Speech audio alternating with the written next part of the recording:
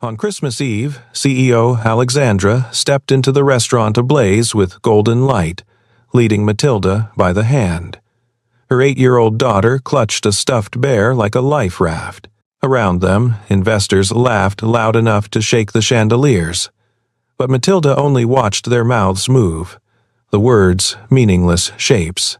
Alexandra bent down to offer comfort, then was pulled away by a handshake. When she turned back, the chair beside her was empty. A man in a maintenance uniform knelt before Matilda, his hands moving slow and deliberate. Matilda suddenly laughed, a sound that stopped Alexandra's heart. Alexandra was the CEO of a tech finance conglomerate standing at a crossroads. Tonight's investment dinner would decide everything. If the deal closed, she kept control of her company. If it failed, the board would force her out. Perhaps replace her entirely. She had built this empire with steel precision, navigating boardrooms where weakness was blood in the water. But there was one vulnerability she could never quite hide. Matilda. Alexandra loved her daughter with a fierce, protective intensity that sometimes felt like its own kind of failure. Because love, she had learned, was not the same as understanding. She had hired the best therapists, bought the most advanced hearing aids, scheduled every appointment with military efficiency. She ran motherhood like a project, checking boxes, meeting benchmarks. But there was one thing all her competence could not buy. She had never learned her daughter's language. Matilda had been deaf since birth, navigating a world that spoke in frequencies she could not hear. At 8 years old, she had learned to read the world through sight. She watched lips form words she had to decode. She saw the way people's eyes slid past her, uncomfortable with difference. She noticed when her mother's attention was always divided, always elsewhere, always on the next crisis. Matilda was bright, sensitive, and deeply aware that she made her mother's life complicated. In rooms full of important people, she knew she was the problem that did not fit the script. So she learned to make herself small, to fade into corners, to hold her stuffed bear and wait for moments to pass. Tonight, Alexandra needed Matilda to be perfect, quiet, invisible, if possible.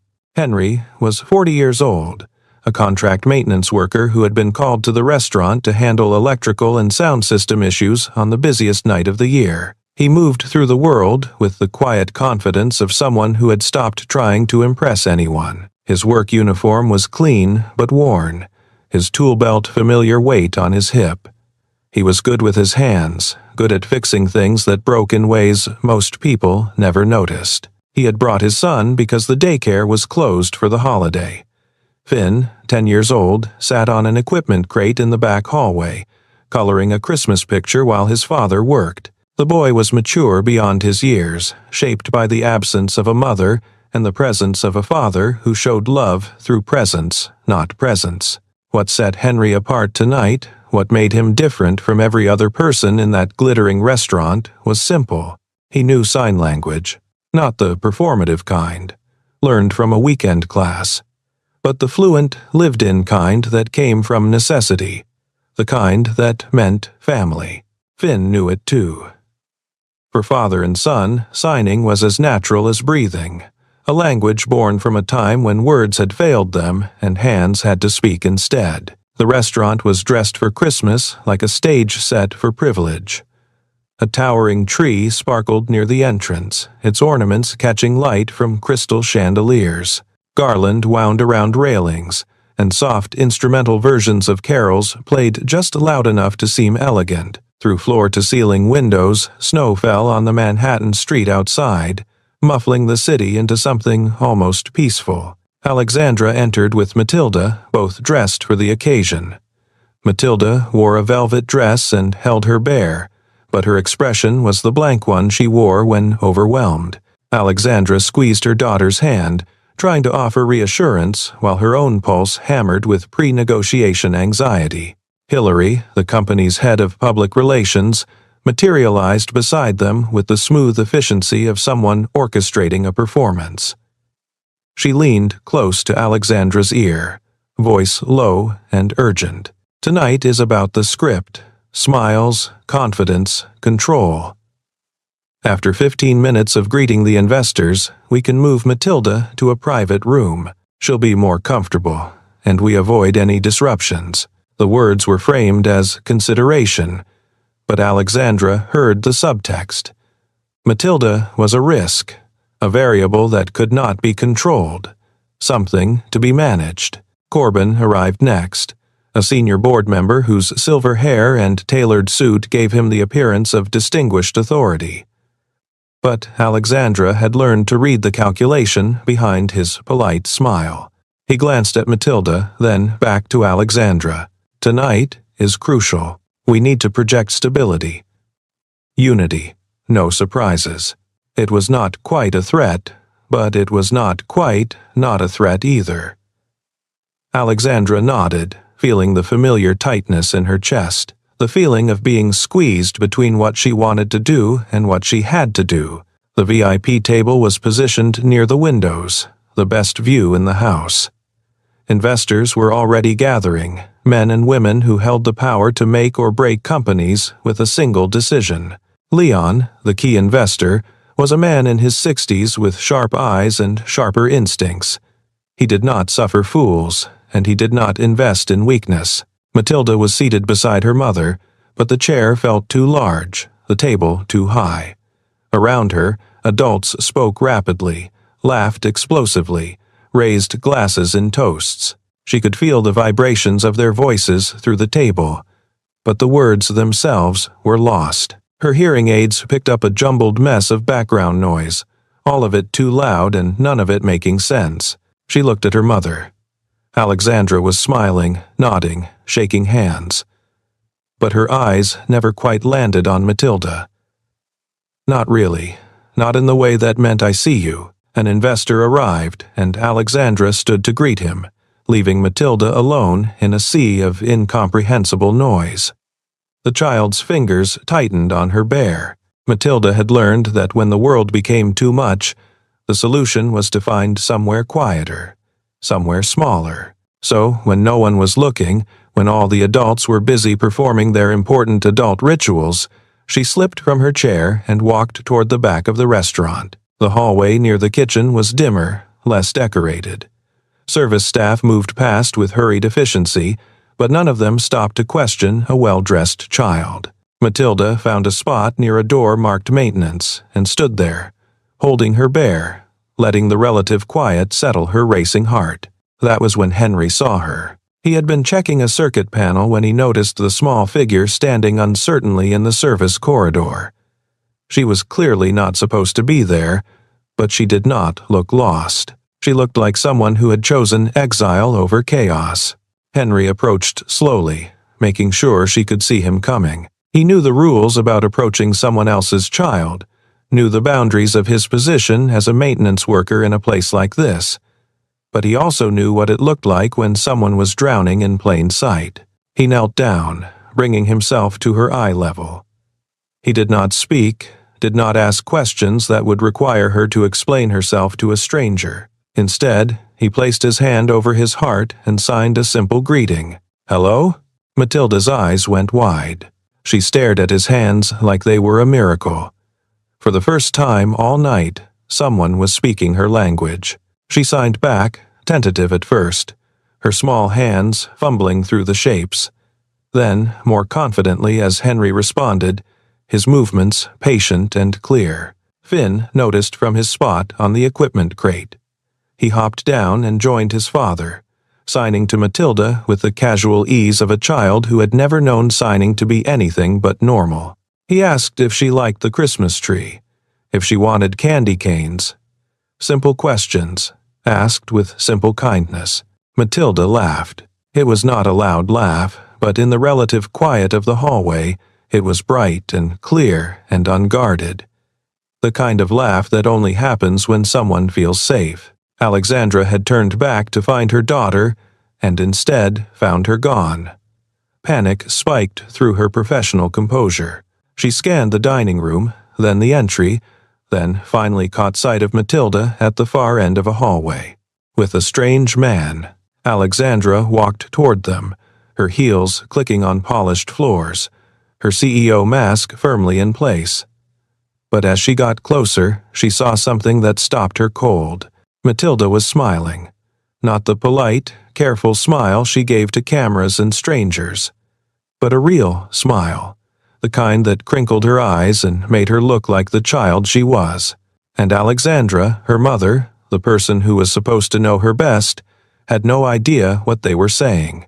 She stood just out of sight, watching her daughter communicate in a language she had never bothered to truly learn. Henry's hands moved with grace and precision, each gesture deliberate and clear. Finn signed with the rapid energy of youth, making Matilda giggle, and Alexandra realized, with a clarity that felt like breaking, that she had been so busy managing her daughter's disability that she had forgotten to meet her daughter where she was. She thought of all the boardroom negotiations she had mastered, all the complex deals she had navigated, all the people she had learned to read and predict and outmaneuver, but she could not read her own child's hands. Henry noticed Alexandra watching. He caught her eye and signed something slow and clear, instinctively knowing she would not understand. His expression was kind but honest. "She's okay, she just needed space." Alexandra guessed at the meaning from context and expression, but the not knowing gnawed at her. This was what Matilda felt all the time, she realized. This constant work of translation, of guessing, of being outside the language everyone else took for granted. Hillary appeared, pulling Alexandra by the elbow. Her voice was low and urgent. "Leon is waiting. We cannot let personal matters derail this deal. Come back to the table." For years, Alexandra had obeyed that logic. Business first, stability first, control first. But tonight, something in her resisted. "Wait," she said. Just one word. But it felt like breaking a chain. She looked back at Matilda, who was still talking with Henry and Finn, her hands animated and her expression open. This was her daughter.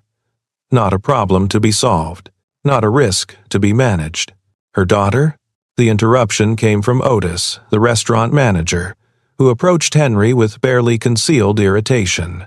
He had been watching the interaction from a distance, worried about protocol breaches and VIP complaints. "You need to return to your work," Otis said quietly but firmly.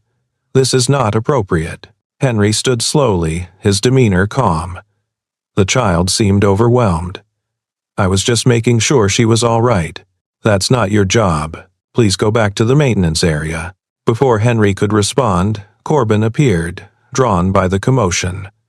His gaze swept over the scene, taking in Henry's work uniform, Matilda's presence, and Alexandra standing nearby. "Is there a problem here?" Corbin's voice was smooth, but his eyes were cold. "Why is a maintenance worker interacting with the CEO's daughter?" The question hung in the air like an accusation. Several nearby guests turned to look, sensing drama. Hillary seized the moment, whispering to Alexandra, "If anyone takes a photo, if this becomes a story, it will look terrible. A strange man with your daughter at a business dinner." Alexandra felt the vice tightening. On one side, the deal with Leon, her reputation, her control of the company. On the other, Matilda's first genuine smile all evening. She made her choice. Alexandra stepped forward, her voice clear and firm.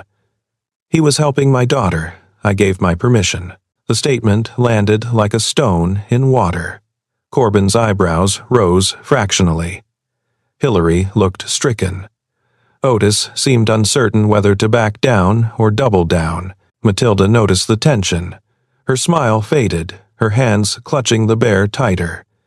Henry immediately signed to her, reassuring her that everything was fine, that she was safe. Finn moved closer to Matilda, creating a protective circle. Corbin did not let it go. "Alexandra, you're turning a business dinner into an emotional scene. We're in the middle of negotiations." Alexandra met his eyes. For the first time, she saw him clearly. Not as an ally, as an opponent. "I'm aware," she said quietly. The moment hung there, unresolved, as Alexandra walked Matilda back to the table. But something had shifted. Some line had been crossed. They had barely returned to their seats when the restaurant's sound system crackled and went silent. The ambient music cut out. Lights flickered overhead. Conversations paused as people looked around, confused. A moment later, a large screen meant for presentation slides went dark. Otis appeared at the table, apologizing profusely to Leon and the other investors. Technical difficulties. They were working on it. It would be resolved shortly. Leon frowned, checking his watch. Other investors exchanged glances, their patience wearing thin. Corbin looked at Alexandra, his expression carefully neutral but his words pointed. Even tonight, things are falling apart. Are you sure you have control of this situation? The implication was clear. If she could not manage a simple dinner, how could she manage a company? Matilda reacted badly to the flickering lights and crackling speakers. Her hearing aids picked up the electrical interference, creating a painful feedback loop. She pressed her hands over her ears, her face going pale, her breathing quick and shallow. Alexandra froze, not knowing what to do beyond pulling her daughter close. But proximity did not stop the noise, did not fix the problem. Henry was already moving. He did not ask permission from Otis or anyone else. He simply went to work, Finn trailing behind with a flashlight and work gloves. In the back utility room, Henry opened the electrical panel and immediately saw the problem. Someone had tampered with the connections. This was not wear and tear or accidental damage. Someone had deliberately loosened critical wires, just enough to cause failure under load. He saw fingerprints in dust on the panel, handprints that did not match the pattern of normal maintenance access. Working quickly, Henry bypassed the damaged connections, replaced a blown fuse, and isolated the feedback loop, causing the speaker interference. Within minutes, the lights stabilized and the sound system came back online. He returned to find Matilda still shaken but calmer. He knelt down and signed to her. "All fixed. You're safe now." Matilda, without thinking, reached out and briefly held his hand. A child's instinctive thank you to the adult who had made the fear stop. Alexandra watched the gesture and felt something crack inside her chest. This stranger understood her daughter better than she did. As the dinner resumed, Alexandra made a decision. She quietly asked a server to set up a smaller table in a quieter corner of the restaurant, near the windows but away from the main VIP section. Then she walked to Leon and asked for 10 minutes. "Something more important than our deal?" Leon asked, his tone skeptical. "Something that will show you who I actually am, not who I'm pretending to be," Alexandra replied. Leon, intrigued despite himself, nodded. Alexandra led Matilda to the smaller table. Then, in a move that shocked everyone watching, she approached Henry. "Would you and your son join us? Just for 10 minutes, if you're willing." Henry hesitated, glancing down at his work clothes, at the VIP section full of people in evening wear. "I'm not sure that's appropriate, ma'am," but Matilda was already signing to him, asking him to stay. Finn was nodding enthusiastically, and Alexandra, for the first time all night, looked like she was asking for something she actually wanted, not something she had scripted. Henry agreed. The four of them sat at the small table by the window. Outside, snow continued to fall, turning the city into something softer, quieter. Inside, for the first time that evening, Matilda relaxed. Finn started telling stories with his hands, talking about how he and his father decorated their small Christmas tree, how they made paper snowflakes and strung popcorn. He signed about Santa and reindeer and the cookies they always baked on Christmas Eve.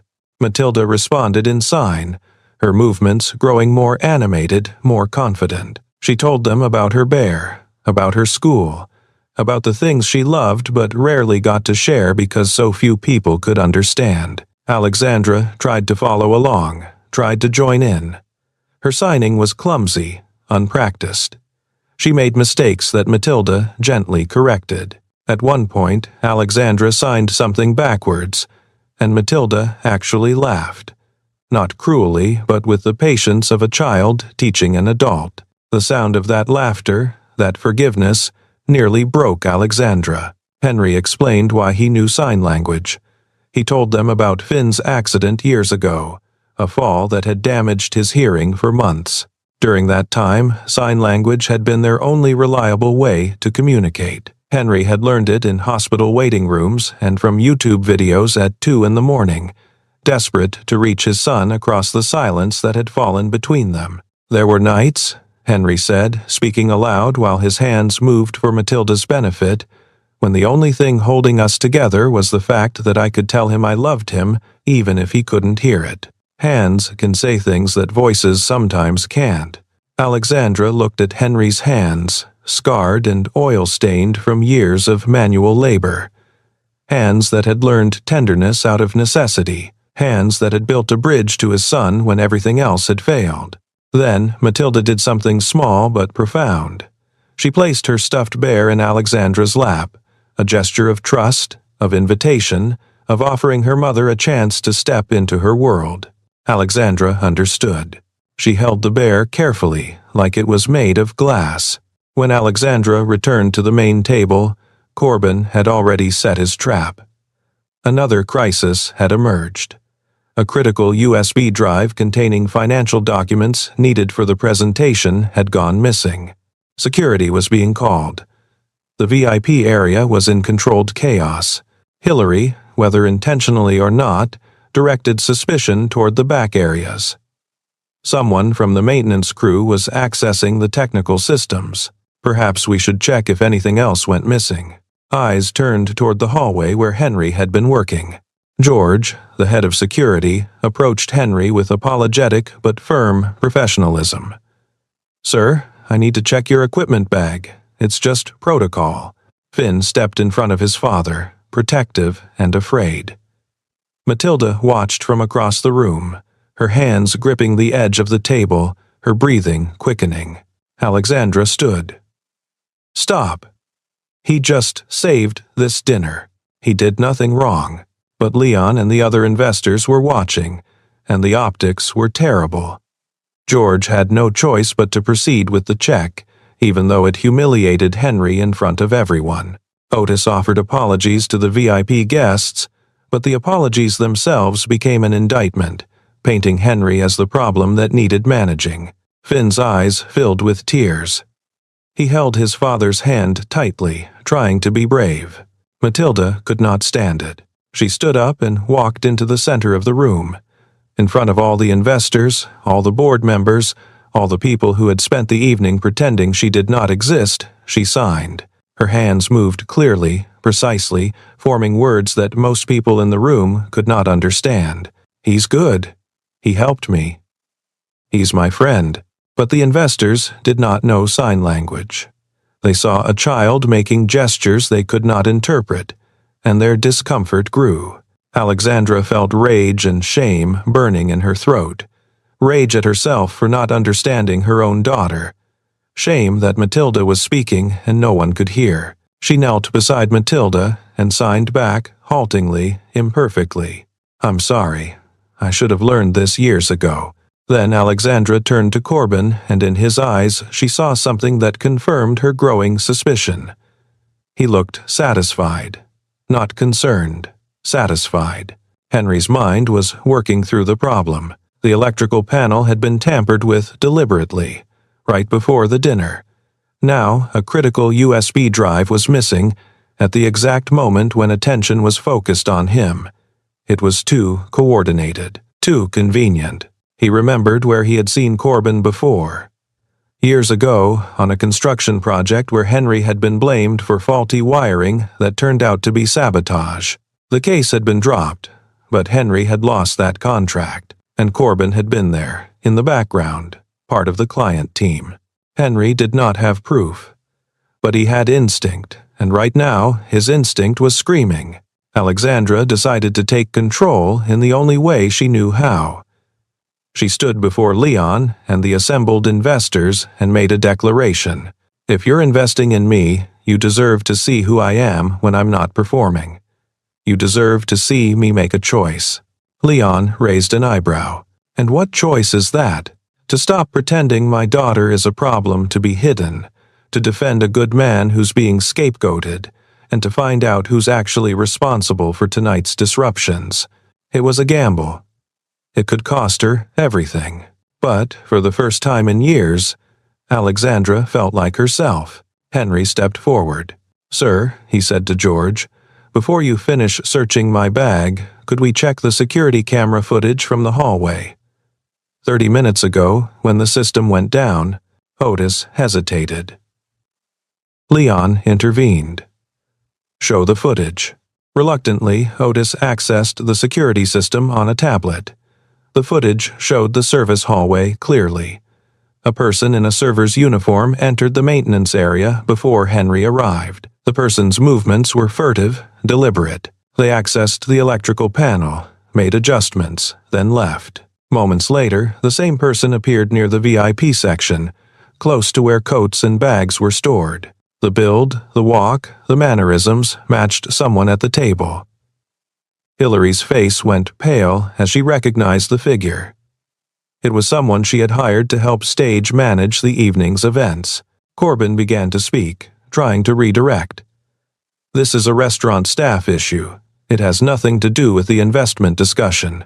But Henry was not finished. That person didn't just tamper with the electrical system. They also went near the coat check area. Right around the time the USB drive disappeared, Finn had been paying attention, his sharp eyes noticing details adults missed. He signed to Matilda, who signed back to Henry, who spoke aloud to Alexandra. "Your son says he saw Corbin touch a coat pocket near your chair, about 15 minutes ago." George checked the coat area. In the pocket of a jacket belonging to one of Corbin's associates, he found the USB drive. The room went silent. Corbin's expression remained controlled, but Alexandra saw the calculation behind his eyes. He was deciding whether to deny or deflect or retreat. Leon did not give him the chance. Deliberate sabotage doesn't accidentally end up in someone's pocket. Alexandra had been preparing for this possibility for weeks. She had suspected Corbin was maneuvering to trigger a clause that would allow the board to replace her if tonight's deal failed. She had gathered evidence, quietly, through her lawyer William, who now stepped forward with documentation. William presented internal communications showing Corbin had been coordinating with board members to create conditions for Alexandra's removal. Tonight's staged crisis was meant to be the final proof that she had lost control. Hillary broke. The pressure was too much, and she confessed that Corbin had pressured her to ensure the evening had image problems that could be blamed on Alexandra's instability. The goal had been simple: make Alexandra look incompetent, make the investors pull out, trigger the removal clause, install Corbin as interim CEO. But they had miscalculated. They had not expected Alexandra to choose her daughter over the script. They had not expected a maintenance worker to find the evidence. They had not expected Matilda to speak up. Matilda stood and began to sign again. This time, Alexandra did not need Henry to translate every word. She understood enough. "Mom, I want you to stay. I want you to see me. I'm not a secret." The words, spoken in silence, carried more weight than anything said aloud all evening. Leon watched the exchange. When Matilda finished, he nodded slowly. Not with pity. With respect. A CEO who protects her child in front of investors is someone who can't be manipulated easily, he said. That's the kind of stability I invest in. After the dinner, consequences unfolded with swift precision. Corbin was suspended from the board, pending a full investigation into corporate misconduct. Hillary was terminated, her carefully crafted career dismantled by her own choice to enable sabotage. Alexandra did not hide what had happened. She released a statement acknowledging the attempted coup and her own failures as a mother who had prioritized image over connection. More importantly, she enrolled in sign language classes. Not the weekend crash course kind, the real kind, the committed kind. She practiced every morning before work and every evening after. Her hands would never be as fluent as Henry's or Finn's, but they would be honest. She established a foundation to support deaf and hard-of-hearing children, but she was careful not to make Matilda the face of it. Her daughter was not a mascot. She was a child. Henry received a formal apology from Otis and the restaurant management. They offered him a long-term contract with better pay and flexible hours. But what mattered more to Henry was that it was not charity. It was recognition of his skill and his character. Alexandra offered Henry a position as accessibility consultant for her company, helping to create systems and spaces that worked for everyone. The hours were flexible, the pay was fair, and most importantly, it was built on mutual respect, not gratitude or pity. 2 weeks after Christmas, Alexandra invited Henry and Finn to a small gathering at her home. Not a business dinner, just dinner. The four of them sat in Alexandra's living room, which was simpler and warmer than the sterile elegance of the restaurant. A modest Christmas tree stood by the window, decorated with a mix of expensive ornaments and handmade paper snowflakes that Matilda and Finn had created together. Matilda reached up and hung a new ornament on the tree, one she had made herself. It was a simple design, 2 hands reaching toward each other, fingers almost touching. Alexandra knelt beside her daughter and signed, slowly but clearly, "I love you." Matilda signed back, then reached for Henry and Finn, pulling them into a circle. The 4 of them stood together, and Matilda taught them all a single sign. One word that carried the weight of everything that had happened, everything that had changed. Family. Their hands moved in unison, speaking a language that needed no sound, only presence, only connection, only the willingness to learn how to reach across silence and find each other. Outside, snow continued to fall on the city, covering everything in clean white. Inside, in the warm glow of Christmas lights, 4 people who had been strangers weeks ago discovered what it meant to truly see one another, not through the lens of power or position or performance, but through the simple, profound act of learning to speak each other's language. Matilda's bear sat on the mantel, watching over them, a symbol of what she had needed for so long: safety, understanding, home. And for the first time in as long as she could remember, Alexandra was not thinking about the next meeting, the next crisis, the next move in the chess game of corporate power. She was thinking about how her daughter's hands looked when she laughed, how Finn's eyes lit up when he told stories, how Henry's patience had built a bridge where Alexandra's competence had failed. She was thinking that sometimes the most important language was the one you had to learn from scratch, the one that required you to slow down, to be humble, to admit you did not know everything, the one that was spoken not with authority, but with love. As they sat down to dinner, Matilda signed a question to her mother. Alexandra did not understand every word, but she understood enough. "Are you happy?"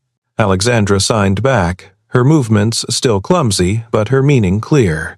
"Yes, I'm learning." Matilda smiled, the same bright, unguarded smile she had given Henry in that hallway weeks ago, the smile that had changed everything. And in that smile, Alexandra saw what she had been missing all along: not a daughter who needed to be managed, but a daughter who simply needed to be seen. The conversation flowed in 2 languages, spoken and signed, sometimes overlapping, sometimes separate. It was not perfect. There were misunderstandings and corrections and moments of confusion, but it was real. And real, Alexandra was learning, was worth more than perfect ever could be. As the evening wound down and Finn started to yawn, Henry prepared to leave. At the door, he turned to Alexandra. "Thank you," he said simply. "For what?" Alexandra asked. "For letting me help. A lot of people in your position wouldn't have." Alexandra shook her head. "You helped my daughter when I couldn't. I'm the one who should be thanking you." Henry smiled, the quiet smile of someone who understood that some gifts could not be repaid, only passed forward. After they left, Alexandra sat with Matilda on the couch, the Christmas tree lights glowing softly. Matilda curled against her mother, the stuffed bear tucked between them. Alexandra signed to her daughter in the dim light, practicing the phrases she had learned that week. I see you. I hear you. Even when you're silent, I'm listening. Matilda's eyes drifted closed, peaceful, and safe. For 8 years, Alexandra had been trying to bring Matilda into her world. The world of board meetings and quarterly reports and carefully managed images. But tonight, she understood that she had been doing it backwards. The real work, the important work, was learning to enter Matilda's world. To meet her daughter where she was, in the language she spoke, in the silence that was not really silence at all. It was a world where hands could say, I love you. Where understanding was more valuable than words. Where connection did not require sound, only presence. And as snow fell outside and the city settled into its Christmas Eve quiet, Alexandra made a promise to herself and to her daughter. She would learn this language, not just the signs, but the patience behind them, the listening, the seeing, the being fully present in a moment instead of always racing toward the next one. She would learn to be the mother Matilda needed, not the mother she thought she was supposed to be, and she would never again let anyone make her daughter feel like a secret that needed hiding. Matilda stirred in her sleep, her hand unconsciously signing a single word, home. Alexandra kissed her daughter's forehead and signed back, even though Matilda could not see. Yes, baby, we're home. And for the first time in longer than she could remember, it was true.